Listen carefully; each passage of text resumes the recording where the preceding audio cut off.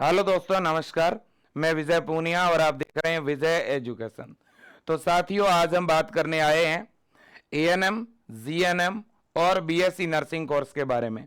इन तीनों कोर्सेज में क्या अंतर है, एक बच्चा अगर जीएनएम करना चाहे तो कैसे एडमिशन होगा, एएनएम करना चाहे तो कैसे एडमिशन होगा और बीएससी नर्सिंग में कैसे एडमिशन होगा। इन तीनों को लेकर के हम बात करने वाले हैं, क्योंकि बहुत से बच्चे हैं जिनको अभी भी नहीं पता है कि इन तीनों में क्या फर्क है, इन तीनों में से बेस्ट कोर्स कौन सा है, जॉब के फील्ड कौन कौन से हैं, इनमें पढ़ाई जो है स्टडी किस मीडियम में होती है, इनमें फॉर्म कैसे भरे जाते हैं, इनके कॉलेजेस कौन कौन से होते हैं, है ना। तो मेरे दोस्तों, ये जो वीडियो है ये सभी राज्यों के बच्चों के लिए है। आप भले ही इंडिया के किसी भी स्टेट से हैं तो ये वीडियो बहुत ज्यादा आपके लिए यूजफुल होने वाला है, तो इसलिए इसे अंत तक देखें और पूरी तरह से समझें, आपको बहुत फायदा होगा। तो देखिएगा मेरे दोस्तों, सबसे पहली बात तो यह है कि एएनएम जो है वो क्या है। तो देखिए बच्चों, एएनएम एक ऐसा कोर्स है जिसकी ड्यूरेशन होती है 2 वर्ष की। जीएनएम एक ऐसा कोर्स है जिसकी ड्यूरेशन होती है 3.5 वर्ष की, जबकि बीएससी नर्सिंग एक ऐसा कोर्स है जिसकी ड्यूरेशन होती है 4 वर्ष की। ये मेरे दोस्तों कोर्स ड्यूरेशन की जानकारी हो गई। अब बात करते हैं एडमिशन की कि भाई इनमें एडमिशन कैसे होता है। एक अगर व्यक्ति इसमें एडमिशन लेना चाहेगा तो वो कैसे ले पाएगा एडमिशन, कौन कर सकता है एएनएम। तो देखिए, एएनएम की अगर मैं बात करूं तो एएनएम जो है लड़कियां कर सकती है, वो 12th उनके कंप्लीट होनी चाहिए। 12th में कोई भी सब्जेक्ट हो, ऑल सब्जेक्ट, कोई भी सब्जेक्ट हो, बस शर्त यह है कि यह कोर्स केवल और केवल किसके लिए है, गर्ल्स के लिए है ना, याद रखना। अगर बात करूं जीएनएम की तो जीएनएम भी अगर आपके 12th में कोई भी सब्जेक्ट हो आप जीएनएम कर सकते हैं, आर्ट्स, कॉमर्स, साइंस, कोई भी। लेकिन यहां बायो के बच्चों को प्रायोरिटी मिलती है, बायो के बच्चों का एडमिशन का ज्यादा रहता है रेशियो, ठीक है। अब एएनएम में ऐसा नहीं है बच्चों, एएनएम में सभी सब्जेक्ट को इक्वली वेटेज मिला हुआ है। लेकिन अगर जीएनएम की बात करें तो इसमें बायो वालों को थोड़ा वेटेज है। अब बात करते हैं कि क्या जीएनएम केवल लड़कियां कर सकती है, नहीं, जीएनएम तो लड़के भी कर सकते हैं और लड़कियां भी कर सकती है। अब बच्चों बात करते हैं बीएससी नर्सिंग की। देखिए, बीएससी नर्सिंग के लिए बच्चों आपके 12th में बायोलॉजी सब्जेक्ट का होना कंपलसरी है, यहां आर्ट्स वाला नहीं कर सकता बीएससी नर्सिंग। और दूसरी बड़ी बात है, यह कोर्स भी लड़के और लड़कियां दोनों ही कर सकते हैं, है ना। अब बात करते हैं कि इनमें से डिग्री कौन सी है और डिप्लोमा कौन सा है। तो कि इनमें केवल बीएससी नर्सिंग ही एक ऐसा कोर्स है बच्चों जिसमें आपको डिग्री मिलती है। क्या मिलती है? डिग्री। ये एक प्रोफेशनल डिग्री है। यहां आपकी बीएससी है, बैचलर इन साइंस, बीएससी है, और वो किस में है? नर्सिंग में आपकी बीएससी हो रही है। आप यूं कह सकते हो बैचलर कोर्स है ये कोर्स करने के बाद आप मेडिकल फील्ड में तो जॉब कर ही सकते हो, इसके अलावा यूपीएससी के जो एग्जाम होते हैं वो भी दे सकते हो, प्रशासनिक सेवा में जा सकते हो। अब बच्चों देखिएगा, एएनएम की अगर मैं बात करूं, है ना, तो एएनएम का तो मैंने आपको बता ही दिया। एएनएम और जीएनएम दोनों जो है वो डिग्री नहीं है, एक तरह से ये डिप्लोमा है ना बच्चों। बिल्कुल जी बिल्कुल, याद रखना। अब अगर अपन बात करें कि सर इन तीनों में बेस्ट कौन सा है, वैसे तो देखो बच्चों, मेडिकल फील्ड का, नर्सिंग फील्ड का कोई भी कोर्स हो अपने आप में और एक जगह पर हर एक कोर्स का एक योगदान है और सभी कोर्सेज करने ही चाहिए, है ना। सभी का अपना अपना एक इंपॉर्टेंस है, तो कोई कोर्स बुरा नहीं है मेडिकल फील्ड में, नर्सिंग फील्ड में। लेकिन हां, अगर हम बात करते हैं उस कोर्स की क्वालिटी की, नॉलेज की, तो उस पॉइंट ऑफ व्यू से बीएससी नर्सिंग सबसे अच्छा माना जाता है। यहां बच्चे को बहुत अच्छा सीखने को मिलता है, बहुत अच्छा नॉलेज मिलता है ना। कहीं ना कहीं मेरे दोस्तों, जैसे कोई एमबीबीएस होता है है ना, एमबीबीएस के लगभग लगभग बराबर जानकारी जो है, अगर सिस्टमेटिक ढंग से कोई बच्चा अगर गवर्नमेंट कॉलेज से बीएससी नर्सिंग करता है तो उसके इक्वल 100% इक्वल तो नहीं कहेंगे, फिर भी लगभग लगभग बराबर जानकारी तो मिल ही जाती है ना, बिल्कुल। और काम की अगर बात करें तो हॉस्पिटल में बहुत कुछ सिखाया जाता है ना, बच्चे को बीएससी नर्सिंग कोर्स में, है ना। अगर वहीं अपन बात करें जीएनएम की, तो बीएससी नर्सिंग के बाद अगर नंबर 2 पे कोई अच्छा नर्सिंग फील्ड का कोर्स है तो वो जीएनएम है आपका, और इसके बाद एएनएम, है ना, बिल्कुल। लेकिन तीनों कोर्स का अपना योगदान है नर्सिंग फील्ड में, कोई भी इनमें से कोर्स बुरा नहीं है, सभी का अपना अपना योगदान है। लेकिन अगर क्वालिटी वाइज बात करें, नॉलेज वाइज बात करें, तो एएनएम के कंपैरिजन में आपको पता है जीएनएम वालों को ज्यादा पढ़ाया जाता है, ज्यादा सब्जेक्ट होते हैं तो ज्यादा सीखने को मिलता है, और जीएनएम के कंपैरिजन में बीएससी नर्सिंग वालों को ज्यादा सीखने को मिलता है, ज्यादा पढ़ाया जाता है। क्लियर बात है। अब देखिए इतनी तो जानकारी हो ही गई बच्चों।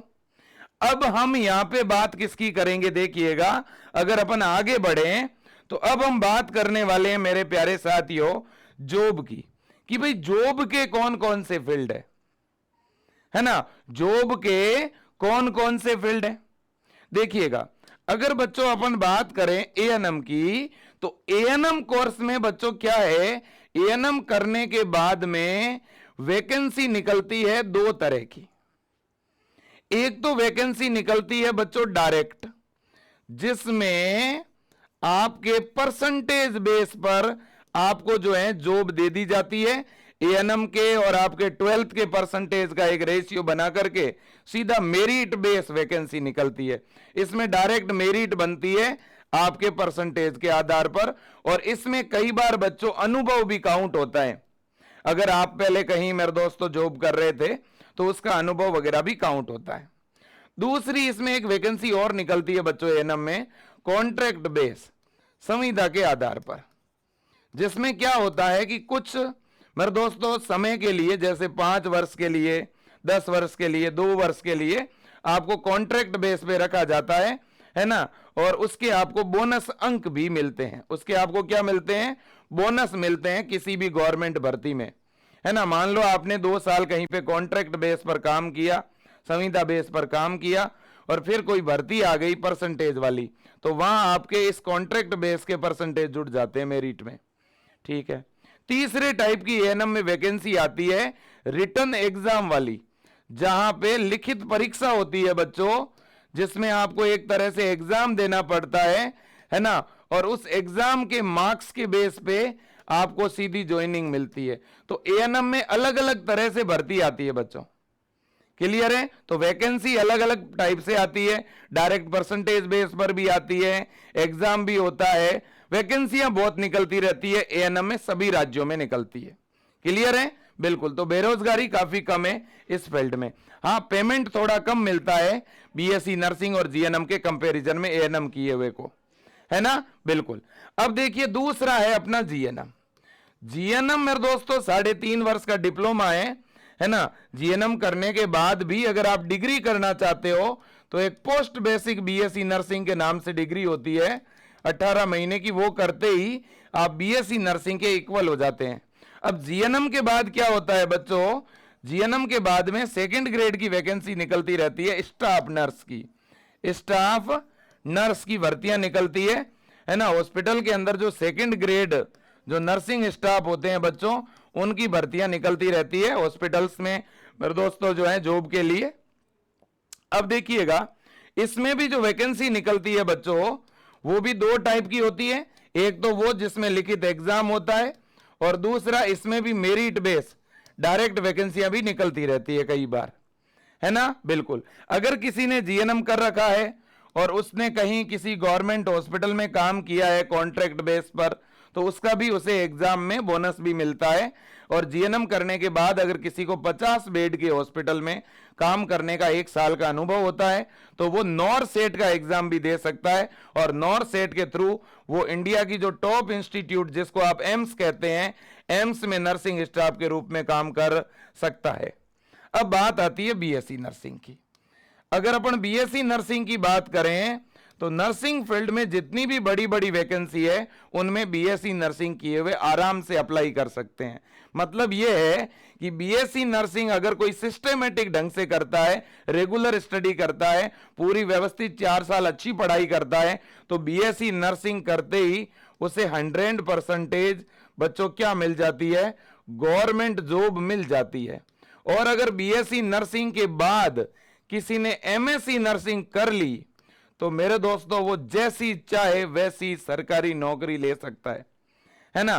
तो बीएससी नर्सिंग करने के बाद इंडिया के जो बड़े बड़े हॉस्पिटल है, जैसे एम्स हो गया, बीएचयू हो गया, पीजीआई हो गया, है ना, इसके अलावा जिपमर हो गया, है ना, इसी तरह से ईएसआईसी हो गया, है ना, और भी बड़े बड़े सेंट्रल गवर्नमेंट के हॉस्पिटल जैसे आरएमएल हो गया, है ना, ये इंडिया के टॉप से टॉप केंद्र सरकार के अधीन मेरे दोस्तों ये वो संस्थान है, वो हॉस्पिटल है ना, जिनमें अगर आपकी पोस्टिंग हो जाती है, जिनमें अगर आपको नौकरी मिल जाती है, तो आपके स्टार्टिंग जो पेमेंट है आपका मेरे दोस्तों वो 12 लाख से स्टार्ट होता है।